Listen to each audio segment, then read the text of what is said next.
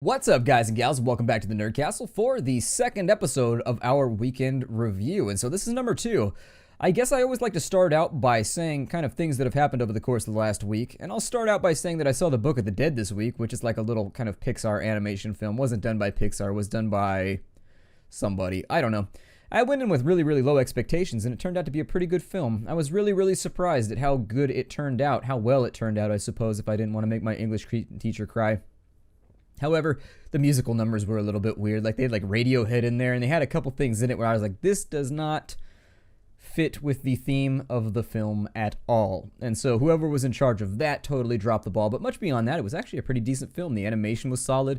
Everything was very delightfully designed. I could see kids enjoying it, and as an adult, I found it to be a pretty decent film. I mean, it wasn't the best thing I've ever seen, but it was definitely, I didn't like walk out of the theater like, well, there went $20. It was fun. And so that was kind of the little diversion that I took part in this week. Didn't really get out and do much else. I've been working pretty hard. The Nerd Castle's been in a bit of a down slump right now, and I'm really sort of just like burning rubber right now, trying to get everything fixed back up. And I think that's largely due to the fact I was thinking about it, and I think it's mostly due to the fact that I decided to run 2 stealth games simultaneously. I think that that's how I messed up. I've never done a stealth game on the channel before, and I decided to go all in, and I think that I overestimated people's willingness to watch stealth series. I think that this channel was always based on like turn-based and things like that. So anyways, right now we're running Alien Isolation. We're running Styx, as always. And then finally we are running... I just suppressed a hiccup right there if you're wondering why I had a weird look on my face. There was a hiccup like right here, and I was like, no, you're not coming out right now. And it was like, ah, and it tried to fight through like Goku style, but wasn't strong enough, just wasn't strong enough. It should have popped a Zenzu Bean first. I think that right now we've got Alien Isolation, Styx is running. Jagged Alliance, I've decided to put up another 5 or 6 episodes and see how people feel. I don't know if we're going to conquer the entire island, but with some creative editing, I think it could end up being an entertaining series, and it could turn out to be fun, I suppose. Things I've been playing on the side right now, well, let's start out. Let's go game by game and kind of go background. I haven't actually recorded that much Alien Isolation this week. The thing about Alien Isolation is I got really like super excited about it last week. And so last week I recorded like 1.5 million episodes of it. And so honestly, I actually haven't been playing it in 5 or 6 days. It's just been kind of sitting there. Where we had gotten to, I will say that the second half of the game changes pitch quite a bit from the first half of the game. I think anyways, one of the reviewers at IGN slipped up and said that there's a midpoint of the game when a certain thing happens. That certain thing happened, and so I'm assuming that we're at the midpoint of the game right now. And at the midpoint of the game, you go from like hiding and not using any of your gadgetry to kind of a more of a first-person shooter period in the game. And it's actually, I think it's a good thing. I think they decided to exit stage left with kind of the sneaking mechanics just at the right moment to where you're starting to get tired of them. So you can do a couple shootouts, you can use some of your gadgets, and that's one of the things about the back half of the game that I've noticed is I'm using way more of my gadgets than I was previously. And so that's pretty cool. I'm throwing flashbangs, I'm using pipe bombs, I'm doing all kinds of fun stuff. Haven't used my flamethrower in a while, just making sure that things get done. But Alien Isolation's plugging along. I think I've got it recorded out to like episode 30 or something like that. Out there pretty far, considering we're only on like episode 18 right now, I think, is what was uploaded yesterday. This week we did CoinCrypt, was our weekly indie newcomer. CoinCrypt, it's a fun game. CoinCrypt is a very decent game, and I may consider doing, there was a pretty stern outcry from a lot of people that they wanted like a 3-episode series on it, and so it may happen. I think people were really vocal about it, and so I might do a CoinCrypt series once I get a little bit of extra time on my hands. I spent all day recording today. I sat down around 12 o'clock, and I think I got done recording around 7, and so I recorded an insane amount of episodes today, and so I've got to sit down and edit all those. But I'm thinking maybe tomorrow or the next day I'll be able to get on like just a couple of episodes of CoinCrypt so that the people that were really interested in the game can get a better feel for it. I think the game didn't get a whole lot of exposure. I mean, Northern Lion did a video on it, and you'll forgive me as an eyelash has decided to enter my retina right now and bother me. There we go. I felt it. It was like, whoosh, it flipped downwards into my eye. Like I felt it. I don't know why it did that. It was just deciding to be a douchebag about it. But anyways, I'm thinking that, oh, I don't know. Let me rearrange my microphone here for a second because it's bothering me with its seating. There we go. That's a little bit better. Might help out slightly. Have this in the proper position before we go much further. It's weird because when I'm talking to a camera, like when I'm recording for a normal episode, it doesn't matter where the microphone is so long as it isn't blocking the screen. But when I do a webcam, I've got to keep it like clear of my face. Otherwise, the whole video is like you videotaping this little pipe thing right here. And that's like, well, that's entertaining. But yeah, I think that I've been playing quite a bit of CoinCrypt. Not a lot. I mean, I've been playing it, but it's the sort of game that you can play it a couple times, and then once you've done a few runs, you'd be like, okay, that's good for the night, and you go do something else for a little while. With Styx right now, I'm thinking Styx might be going the way of the buffalo. I've recorded it out to like episode 20, but I already explained that. Jagged Alliance I'm still enjoying. Jagged Alliance I think is more about learning to exploit the gameplay mechanics though than anything else. As you play Jagged Alliance longer and longer, you start to realize like the weird stuff the AI does to cheat, like glitching through walls and things, and you start to learn where those spots are and like where they can do it, and you start doing it yourself to get back at them. Kind of an interesting way to play the game. It's a strange layer of meta to add to the whole thing where it's just like you're using, not cheatery I guess, but you're kind of just using knowledge of the weird kind of janky gameplay systems to get things done. I still like the game. I'm still having fun with it, and it definitely gets better like in the middle portion of Jagged Alliance. I've played 20 hours of it so far, most of which has been in my personal game, not the stuff that's up on the YouTube channel. Right now I think I've got about 3 hours up on the YouTube channel, and my playthrough is approaching 16 or 17 hours. And at the midpoint, the game does get better, but I feel like my mercenaries are getting more and more powerful. I'm definitely able to just like drop and pop just about everything nowadays in about 2 shots. Once you get to some of the FN FAL or some of the like AUG variants and things that they've put into the game, like you get better guns essentially. Once you get those, you start just ripping through people. Even people with body armor start going down in 1 or 2 shots, and so you just kind of got to plan your way out so that you don't get shot back, which is really kind of the tricky part, isn't it? Shooting people without getting shot back. Other things that I've been doing this week, so in the news, Hatred launched, and so if you don't know what Hatred is a video game that's being developed by a Polish company. I forget the name of the company, but it's been on, I know, Boogie did a video, Alpha Omega Sin did a video, basically tons of people did videos about Hatred and their reactions to it and why it was a good thing or why it was a bad thing. And if you don't know what Hatred is, it's a mass murder simulator. Essentially, it's like a top-down shooter in the way that, you know, you would expect from, oh, I don't know, if they did like a modern retelling of Mercs, or like a modern retelling of maybe, what was the name of that game? Greed? It's kind of like that, where it's like an isometric top-down shooter, kind of twin sticky, but the point of the game is just to run throughout like residential neighborhoods, just like shooting innocent people. And as you would expect, the game has gotten a whole bunch of just reactions, a lot of reactions. You know how people are on the internet, reactionary. And I think by and large, I think people are on the right track with it. I think I've heard a couple journalists talk about how it's not necessarily what's taking place in the gameplay, it's more about the motive of the game. Is it glorifying these actions, or is it just kind of being an art piece showing off like a ton of violence for violence's sake? And I'll say that my take on Hatred right now is that it's upsetting a lot of people because it has removed the layer of padding, the ethical layer of padding that most games give you. So for example, we just played Red Faction Guerrilla, a game in which you go through just slaughtering soldiers by the hundreds, and the game culminates in its final chapters with you using a mega doomsday weapon to presumably kill 30, 40,000 people on a space station at the same time, all under the justification that they're a bad guy. You're still like killing a lot of people, and I bet there's support staff and stuff too that you're killing, but every single cutscene is showing you how the bad guys are bad guys and they deserve what's happening. Video games tend to do that a lot. They give you that ethical or moral layer of padding where they're like, well, they are the bad guys, as you do horrible things to them like drop white phosphorus on their children. But I think that Hatred is getting a lot of press because it's removing that pretext or the desire for that ethical layer. It's just violence for violence's sake. In Grand Theft Auto, things tend to be kind of tongue-in-cheek. Saints Row is kind of the same way. You can run over people if you want to. When I play Grand Theft Auto, I actually don't do that much criminal stuff unless I'm trying to get like my 5-star achievement. But I think that if you look at the way games have been going, I think another game that itched the same way that Hatred is, like Spec Ops The Line, I think got a lot of the same criticisms where it was a game where the killings in it were not necessarily justified. In Spec Ops The Line, sometimes people got killed who weren't the bad guys. A lot of people got killed. Sometimes you did morally questionable things just to like make your life easier or to make it so that you didn't have to fight your way through the enemy lines. You like dropped white phosphorus on people at one point because it was easier than sneaking through their camp.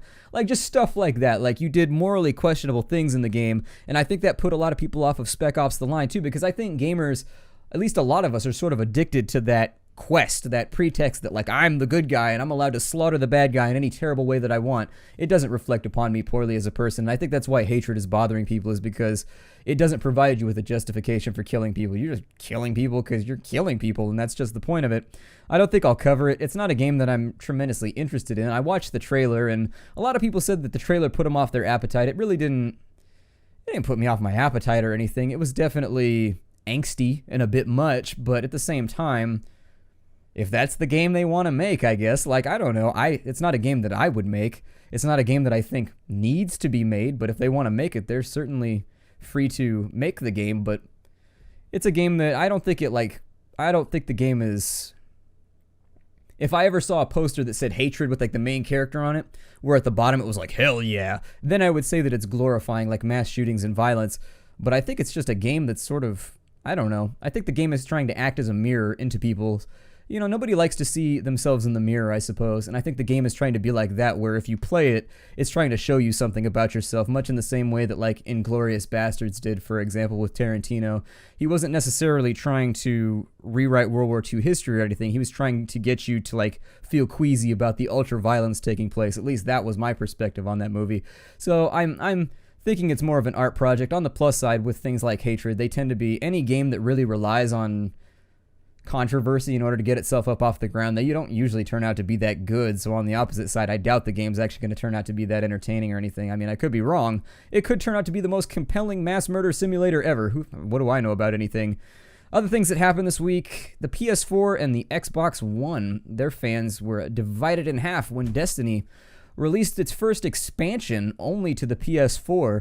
That definitely, I could see that putting a rift in the community. I could definitely see that frustrating some people. Whoever arranged that at Sony is a genius, and whoever okayed that at Bungie, they must have given them a paycheck or something from Sony to make up for the fact that they're losing money not selling that expansion to the Xbox people, because I don't know. It doesn't seem like a winning proposition for Bungie from my perspective. It's definitely a smart move for Sony to try and lock that down exclusively, but who knows what'll happen in the future. If you want to look at it from my perspective, I want to play Destiny, but I don't even have a next-gen console, and they never even put it out for PC, so at least you got to play the game in the first place, I guess. I mean, just be glad you got the game and didn't get the expansion. I didn't even get the game, so there you go. I wanted to play Destiny, but I think it went through that hype period and now it's sort of dying down. Like, all my friends were playing Destiny for like 2 weeks, and now I'm just like suddenly not hearing about it anymore. It seems to be fizzling slightly. I got the Evolve alpha added to my Steam because I had the XCOM bundle or whatever for XCOM Enemy Unknown, and I am excited about testing out Evolve. I haven't got a chance to do it yet. I may try to stream it or something. I'm not really sure. From what I understand, it's kind of like a 4-player Monster Hunter first-person shooter variant where one person plays the monster and a bunch of other people play soldiers trying to hunt it. It seems a little bit thin right now from what I've researched, but I haven't played it yet, so I'm going to withhold my judgment until I have played it. Maybe I'll stream it or something. In the stream, we've been playing The Forest quite a bit. The Forest has received enough updates to where I wanted to check it out again, but I wasn't quite sure whether or not I could do a series on it. What it ended up being is I don't think there's enough content still. Like, it only took me about 6 hours to go through all the new content. Probably less, probably about 4. It took me 2 streams to get through, like, everything. So I built all the new structures. I built the treehouse. I built the bow. I got the tape cassette player. I got the weird skull thing on a stick that you could beat people to death with. I added a whole bunch of teeth to my tomahawk, and that was that. And then it seemed like I had basically run out of things to do again. I think really what they need to focus on with The Forest is coming up with some kind of emergent gameplay or goal. So for games like Minecraft, where it's a sandbox, your goal is to like build the most creative stuff that you can. You don't really have that freedom in The Forest. I mean, you can build like generic walls and things like that, but you can only do so much with the systems that are in place. And so I'm left wondering if they're kind of gonna come up with like some sort of system to like random events, like something to keep the game fresh other than going and picking up all the coolest items in the game and then quitting shortly thereafter. But The Forest has had a lot of updates, and so I checked it out. I'm probably not going to do a YouTube series on it again yet. Other things that I've been playing Road Redemption quite a bit. I have recorded a series on that. Whether or not it's going to go up alongside this video or whether Road Redemption is going to go up the day after, I'm not sure. I also spent a little bit of time with This War of Mine. I beat the press demo in about...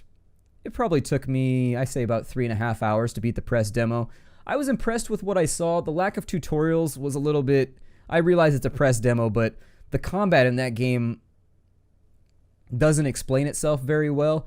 And so I ran into a couple of tricky situations when it came to the combat. It was a lot like Unrest, where they throw you into your first fight, but they don't tell you what to do.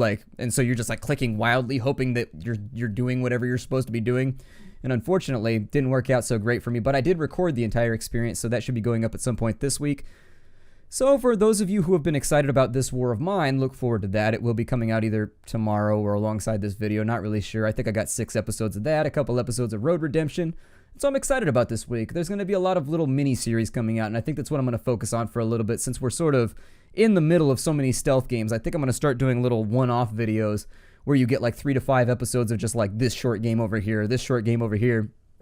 Road Redemption has really been the surprise game of the week for me. Road Redemption is a motorcycle RPG roguelike randomly generated racing game, like Road Rash essentially, except that it randomly assigns you objectives and you're a motorcyclist with like pipes and guns and C4 and all kinds of crazy shit, and you just ride around trying to kill people before they kill you. I mean, it gives you random objectives. Sometimes you're just like slaughtering people, and then sometimes you're racing people while slaughtering people. Sometimes you're jumping giant gaps while racing and slaughtering people. Generally, it sticks to the racing and slaughtering tropes pretty heavily, but on occasion, it does branch away and you do some other fun stuff. But it's been my surprise game of the week. I've been playing the hell out of it. I think I put 7 hours into it in the last 2 days. It's been difficult to get my work done, and in fact, I resolved to just make it my work. Since I couldn't get my work done, I was like, you know what, I'm just going to record this then since I'm playing it anyways.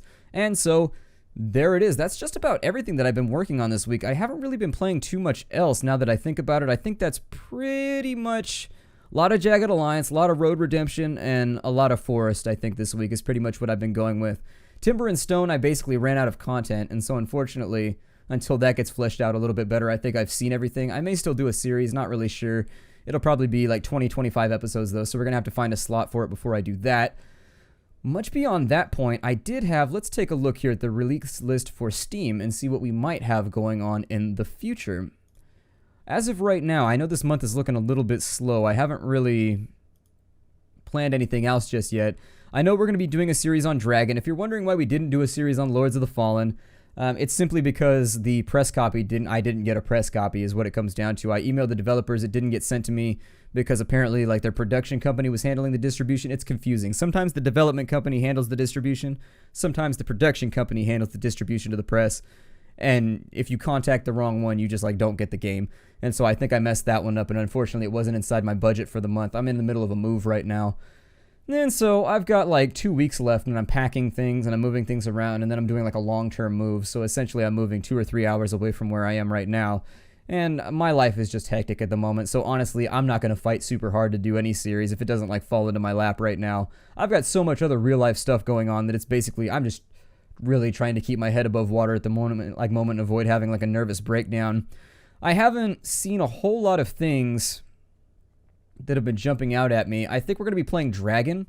I think Dragon comes out November 8th. I did get a hold of the developers about that one, so hopefully we'll get to play Dragon. If you don't know what Dragon is a dragon simulator. I mean, it's pretty much what it sounds like. You play a dragon on an open world map, and you can choose to be benevolent or you can choose to be evil. And essentially, it's allowing you to live out your power fantasy of being this awesome Wizard of Doom with magic powers that just messes with humans and trifles with them with your amazing, super awesome intelligence and also tail spikes. And so I am going to be playing that. I'm excited about it. I do want to play it. I put a little bit of time into Life is Feudal, but it's just too grindy for me.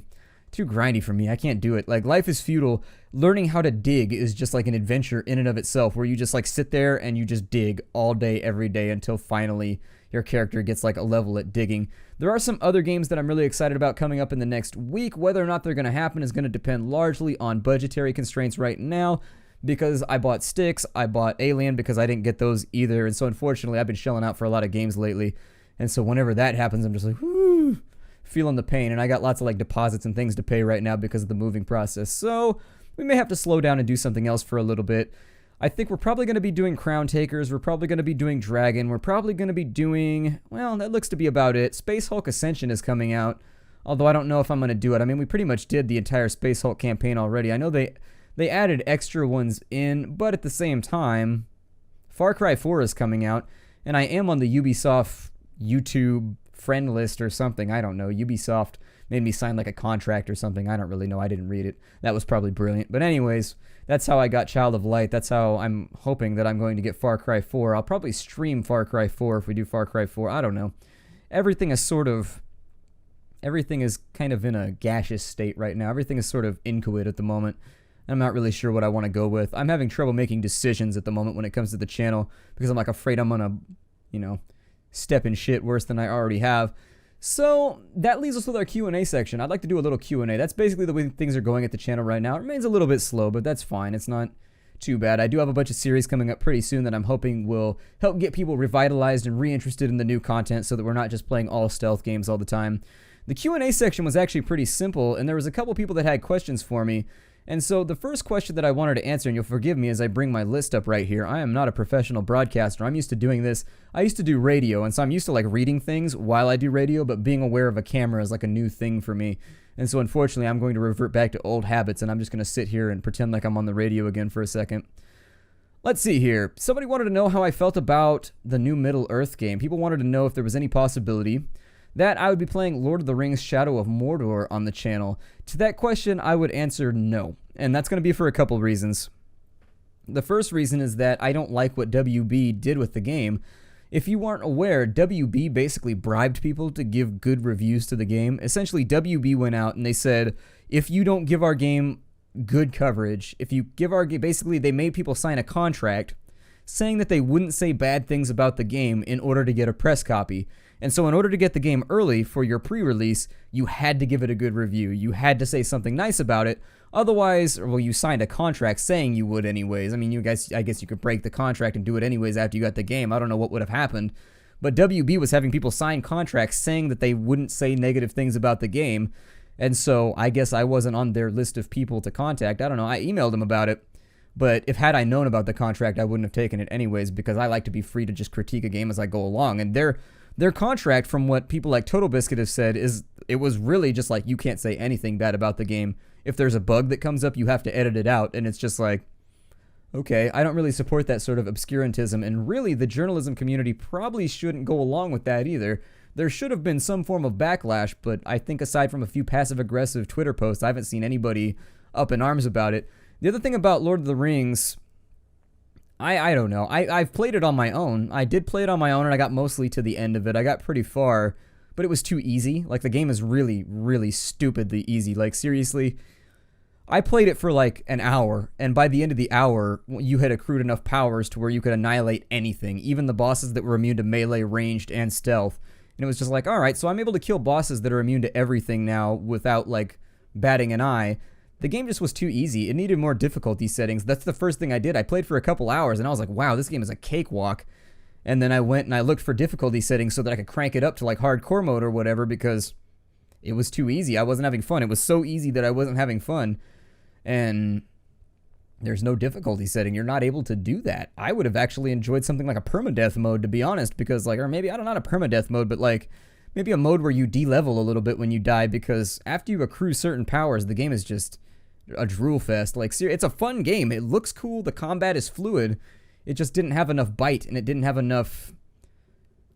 I guess it's just not as lethal as I would like it to be. I got to the point where I was one-shotting, like, elite war chiefs and things, and it was just like, okay, all right. It's a fun game. I enjoyed the storyline, although I don't think they cared much about the lore of Middle-earth. I think they took a low fantasy setting and very much tried to convert it into a high fantasy setting.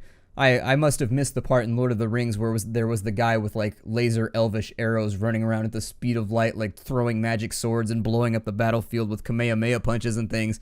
Why wasn't that guy in the Fellowship of the Ring? Instead, we've got, like, an elf whose job is posing while shooting. We've got a dwarf who can't jog very well, a bunch of hobbits that appear to spend most of their time being hungry, and Gandalf, a wizard who the culmination of all of his abilities includes, like, making his stick glow and then suicide bombing a Balrog. And so, it was just like everybody else's powers are really, really limited except for Sauron. And for some reason, the main character of Lord of the Rings, Shadow of Mordor, just kind of irked me the wrong. He's just too powerful for the setting, I think. I really think that it won't bother your average person that just, like, that has read the books and likes Lord of the Rings casually. But if you're into things like the Silmarillion and, like, the background of the world, I think it was a turnoff for me anyways. Like, how much magic and how much, like, random explosive ridiculousness was taking place. Still a fun game, though.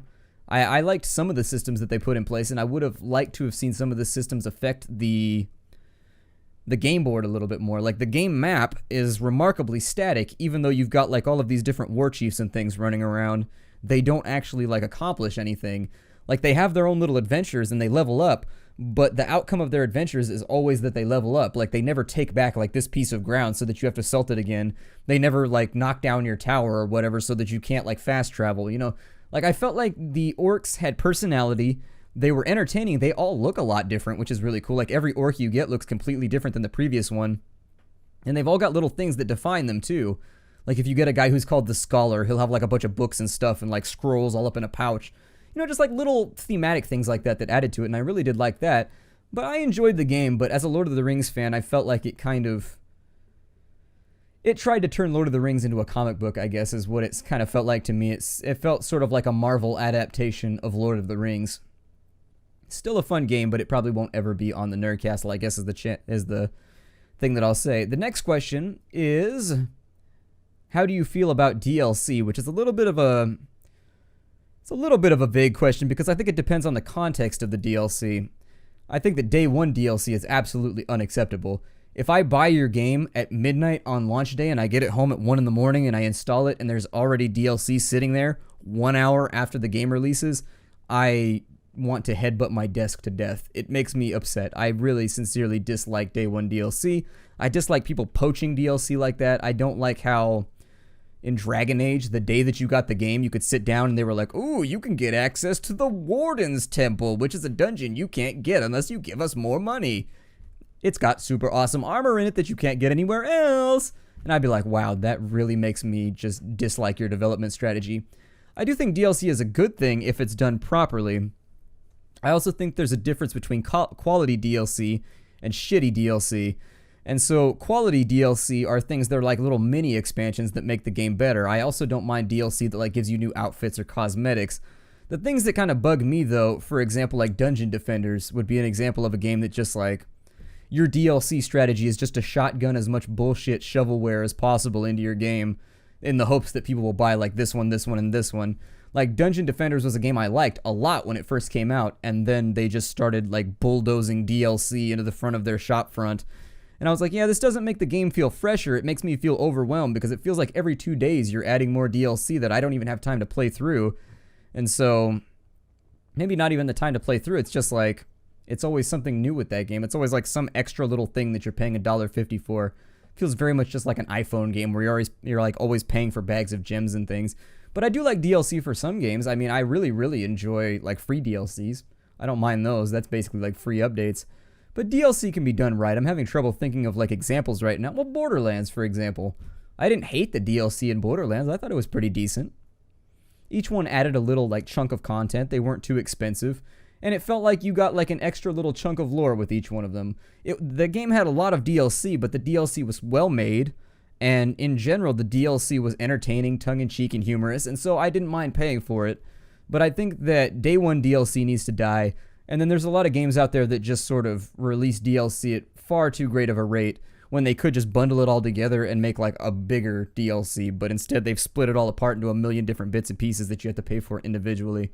So it's hit or miss for me. I don't hate DLC. I think DLC definitely has the ability to keep a game alive over the long term if they continue to support it.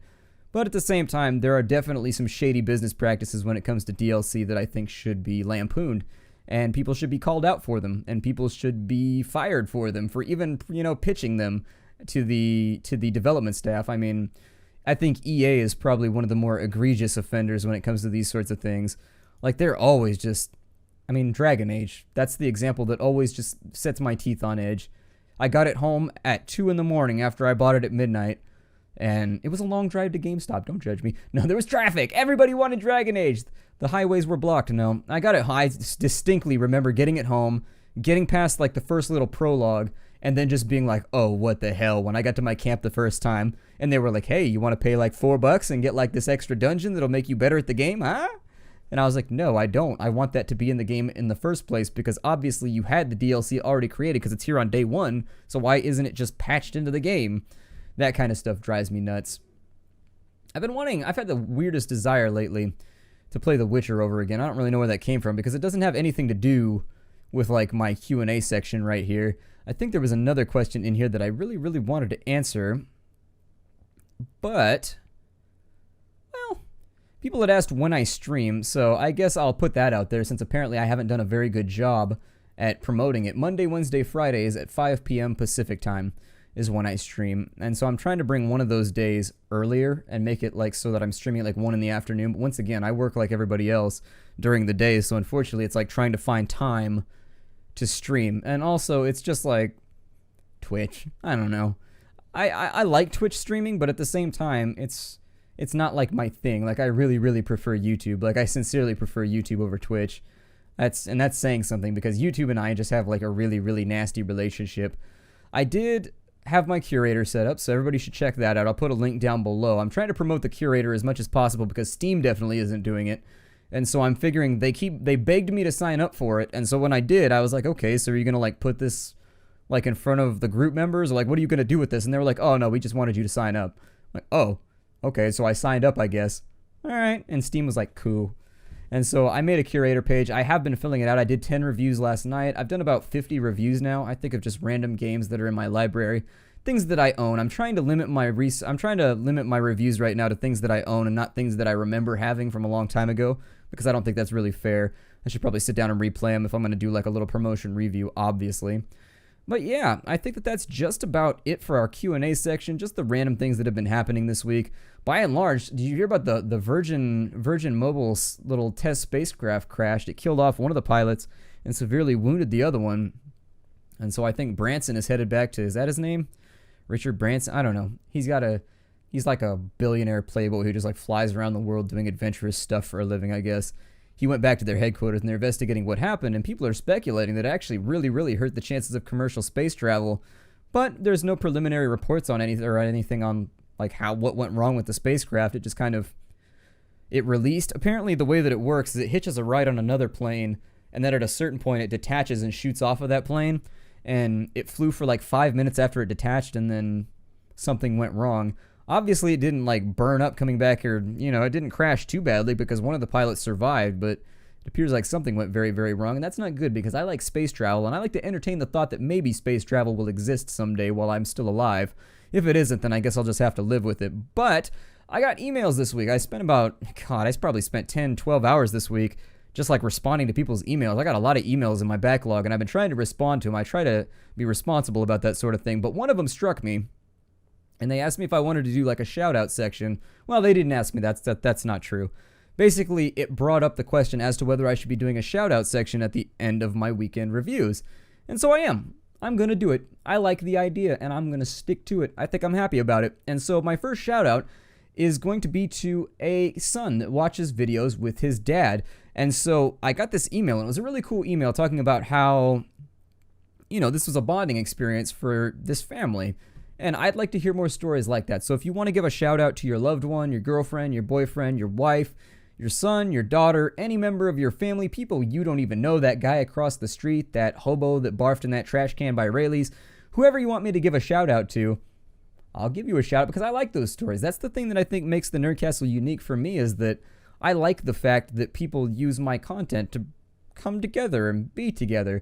And so, of course, my first shout out is going to James Arthur. He's 11 years old. He watches my videos, and thank you for watching my videos. James Arthur, your father loves you very much, and I hope you continue to watch videos here at the Nerdcastle. That's the only shout out that I've got for this week. That's the only one. But if you want shout outs, go ahead and email me your story and what it is that makes the Nerdcastle special to like you and your friends, and I can do those shout outs. Or you can just like send me a bland you can send me a bland shout out with like no backstory, but the backstory helps. I like the backstory. The backstory is like entertaining and good reading for me.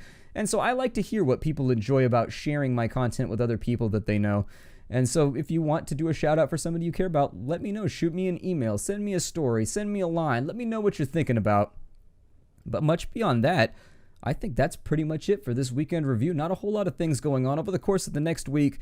I'm thinking my plans right now, we're in kind of a weird slow period. Like typically what I do is when the Nerdcastle hits like a slow period, I knock it out of the slow period by doing something new and doing something exciting and something action-packed. And the weirdest thing right now is that like, aside from Far Cry 4, there's not a whole lot of like really blockbuster games coming out. I mean, Assassin's Creed Unity, I'll probably play on my own, but I've never been really too keen on doing an Assassin's Creed on the channel, just because that would be a lot. I think that would be a lot of editing. Like nobody wants to see me parkour around for hours at a time.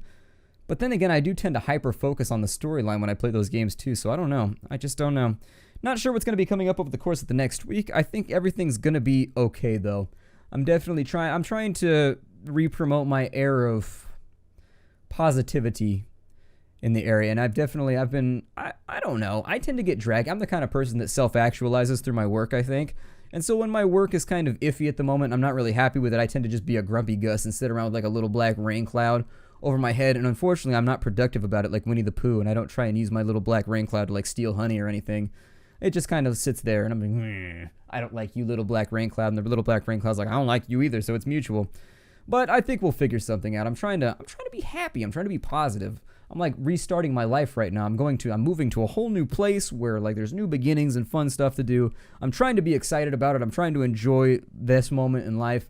And so I hope you are too. Thank you for joining me in our weekend review. This is our number 2 episode. I hope that you enjoyed it. If you've got questions for next week's question and answer period, feel free to shoot them to me in the comments down below this video. That's where I'm going to draw them from.